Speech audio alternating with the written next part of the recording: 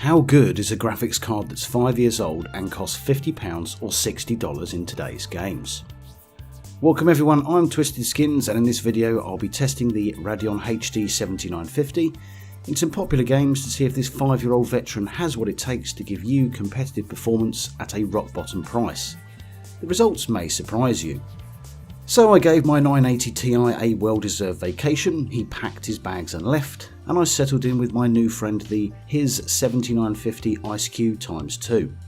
To make sure the Radeon was going to give its best, I plugged it into my system, which runs an Intel 6600K at 4.6 GHz, 16GB of DDR4 at 2666 MHz, and a 650 watt gold power supply from Superflower.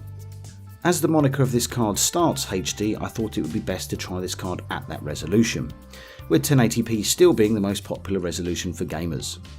So we're going to see just how hard we can push this card, running at high settings. With that in mind, it's time to do a spot of overclocking to at least give it a fighting chance. I used MSI Afterburner to overclock this card to a respectable 1150 MHz on the core and 1450 MHz on the memory, after adjusting voltage to 1.2 volts, plus 20% power, and setting the fan speed to 40%. Depending on which version of the HD 7950 you get, you may get higher or lower overclocks. I've seen some people getting a stable 1200 on the core and 1600 plus on the memory, so I'd say that mine's probably a pretty average overclock. All gameplay footage was recorded with AMD's Relive, the minimum, maximum and averages were recorded with Fraps, and with these two applications running at the same time, you will probably achieve slightly better results, as they do impact performance marginally. If you do have Radeon R9 280, you will be able to achieve similar if not better results, as it's basically a rebadged and refined HD 7950. First up, we have the revamped classic Skyrim Special Edition, which is run at the high preset. I'm running a couple of visual mods, so you may get better performance if you run the vanilla SE edition. As you can see in the dungeon areas, the 7950 managed to maintain a 60 FPS average nearly all the time, with only occasional dips into the high 50s. When out in the open world, the frame rate did drop a bit, giving us a minimum of 40 and an average of 56 frames per second, but the gameplay experience did feel very smooth and I didn't notice any stuttering. Overall, a very credible performance. So let's up the ante and see how well it performs on the notorious Crysis 3. This always seems to top everyone's list, as even by today's standards it can look really impressive on PC. I selected the highest system spec, high textures and SMAA x2, which most people agree is the best anti-aliasing for visuals versus performance impact. On Welcome to the Jungle, the 7950 managed a minimum of 42, a maximum of 125 and an average FPS of 77. For those that want greater visual fidelity, you could probably get away with very high system spec and textures if you use the FXAA anti-aliasing option. It has minimal performance impact, if a little blurry in comparison to SMAA x2.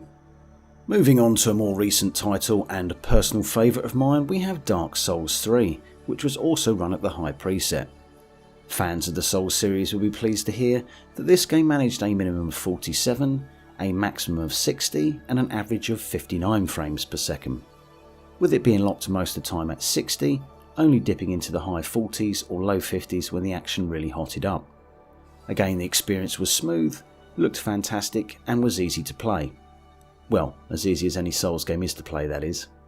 Next up we have The Witcher 3. I loaded up the high preset with Nvidia Hairworks disabled and waited with bated breath, as I expected the FPS to take a massive nosedive into the mid-20s. I need not have worried though, as yet again the 7950 gives stellar performance in this title, recording a maximum of 146, an average of 59 and a minimum of 31 FPS when there were lots of effects and action going on.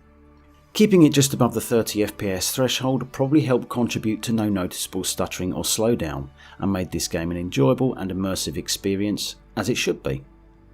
And finally we have another popular Bethesda title, Fallout 4. This was also run on the high preset, but bear in mind I do run a few visual mods, so again you may get slightly better results if you're running the game vanilla. The gameplay was for most of the part smooth, there wasn't any stuttering, but there was a couple of points where the slowdown was noticeable. I'm inclined to believe that this was due to some bugs or bad optimization as opposed to the card running out of horsepower.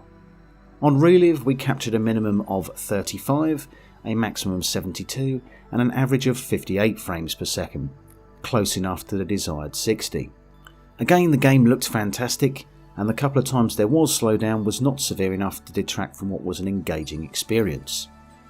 So, after a week of slumming it with the HD 7950, I can honestly say I didn't miss my 980 Ti, and conclude that this was, and still is, a very good card for 1080p at high settings.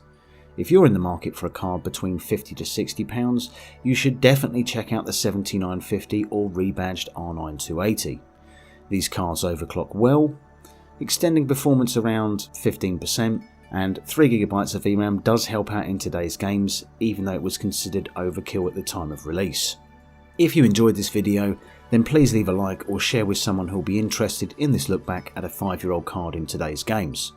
If you haven't done so already, consider subscribing for more content like this. It's the little red button in the bottom right corner. Stay passionate about PC, whatever your budget, and I'll catch you guys in the next one.